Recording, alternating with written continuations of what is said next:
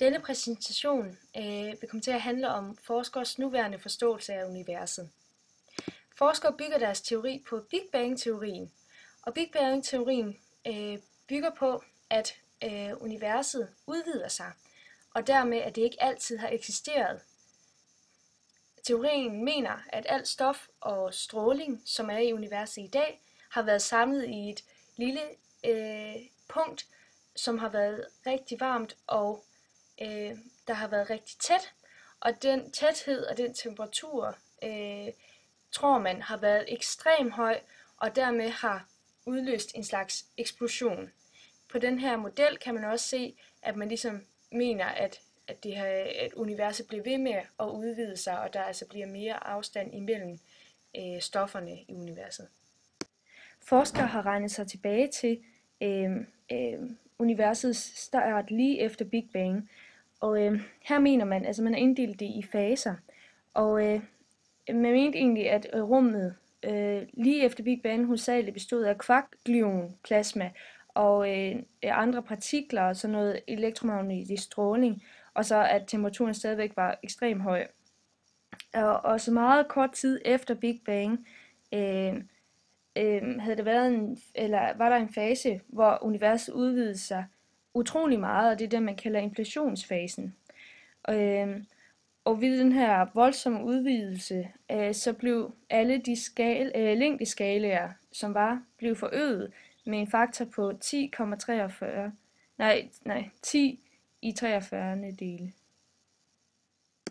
Altså 10 opløftet i 43. Cirka et mikrosekund efter inflationstiden var temperaturen faldet så meget, at kvarker og gluoner kunne slå sig sammen og danne mesoner og bravioner som protoner og neutroner.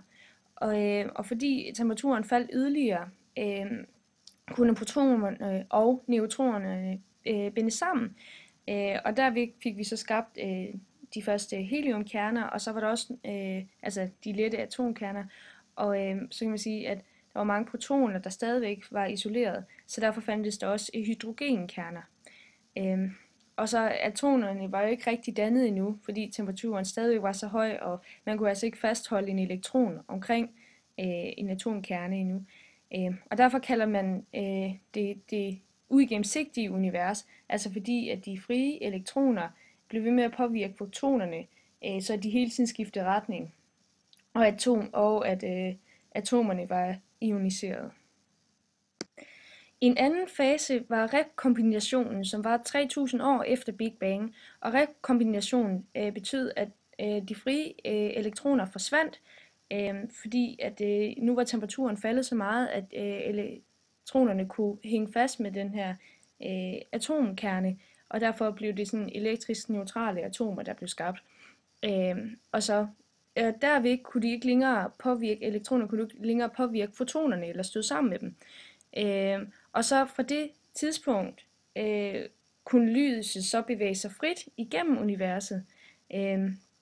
Og så siger man så, at universet der blev gennemsigtigt.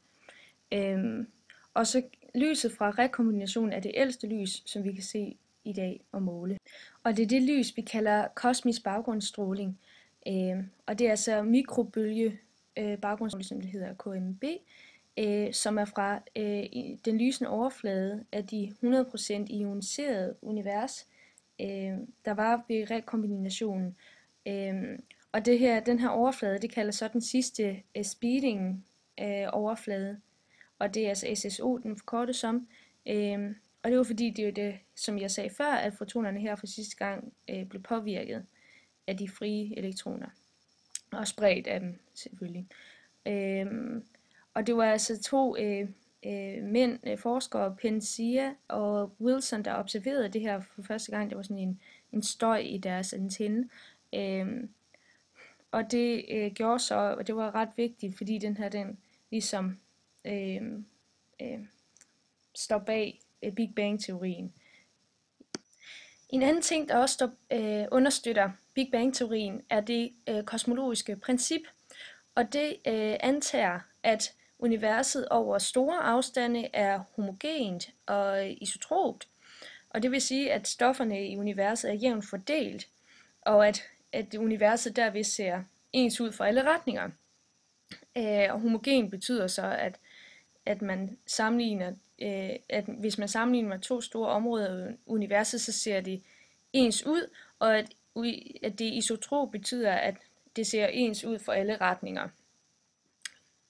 Astronomen Schleipner opdagede, at langt de galakser bevæger sig væk fra os. Galakserne blev dengang betegnet som nogle hvide skyer, og så lykkedes det så for en anden astronom, der hedder Edwin Hubble, at vise, at andre galakser var ligesom Mælkevejen, altså bestod af milliarder af stjerner. Og Hubble gjorde også en anden vigtig opdagelse, nemlig at galaksernes hastighed væk fra os er proportional med dens afstand, og det er så det, vi kalder Hubbles lov. Hubbles lov, den udtrykkes med ligningen V er lige med HO gange R, og V, det er den hastighed, en galakse fjerner sig fra os, altså at den er proportional med dens afstand, og afstanden det så er. HO er Hubble-konstanten, og den er så fastlagt til at være 22 km sekund i millioner lysår. Den enkleste forklaring på Hubbles lov er, at rummet mellem galakserne udvider sig, ligesom i koordinatsystem, når man trækker i det, og så siger man, at punkterne af galakserne, altså i koordinatsystemet, så fjerner de sig fra hinanden, på grund af, at man strækker dem ud. Det kan man også se i den her formel, at de bliver strækket mere og mere fra hinanden. Hubbles lov kommer derfor ind på hastigheden for en galakse og afstanden for en galakse. Under hastighed kommer vi ind på rødforskydning, og rødforskydning er for eksempel, hvis vi observerer noget lys fra fjerne galakser, så vil det vise sig, at lyset bliver forskudt mod en længere bølgelængde i forhold til det, som vi forventede ved at kigge på det tilsvarende lys i laboratoriet. Det betyder, at hvis vi så studerer sådan et spektra fra en galakse, så vil vi se, at spektralinjerne er forskudt mod den røde del. Formlen for rødforskydning ser vi her. Z er lige med lambda modtager minus lambda udsendt divideret med lambda udsendt, hvor at Z fortæller en galakse, eller hvor meget det spektrallinjerne er forskudt, hvor at lambda modtaget er bølgelængden af lys, når vi modtager det, altså den observerede bølgelængde, og så lambda udsendt er bølgelængden af lys, når det udsendes, hvilket svarer til laboratoriets bølgelængde. Man begrunder rødforskydningen med, at universet udvider sig, og dermed vil galakserne fjerne sig fra hinanden, og derfor får vi altså også længere bølgelængder. Jo længere bølgelængde det synlige lys har, desto længere væk vil lyset være. Det er vigtigt at sige, at det er rummet mellem galakserne, der bevæger sig, og altså ikke selve galakserne, som flytter sig. Det er rummet mellem. Rødforskydning fortæller altså, hvor meget universet har udvidet sig, siden lyset fra galaksen blev udsendt. Hvis en rødforskydning er over 0,1, gælder en sammenhæng, der hedder V, er lige med Z gange C, hvor V er galaksens fart bort mod os, Z er galaksens rødforskydning, og C er lysets fart i vakuum, 3,00 gange 10 opløftet i 8 meter i sekund. Og ud fra de målinger af rødforskydning kan vi så beregne, hvor langt galaksen flytter sig bort fra os.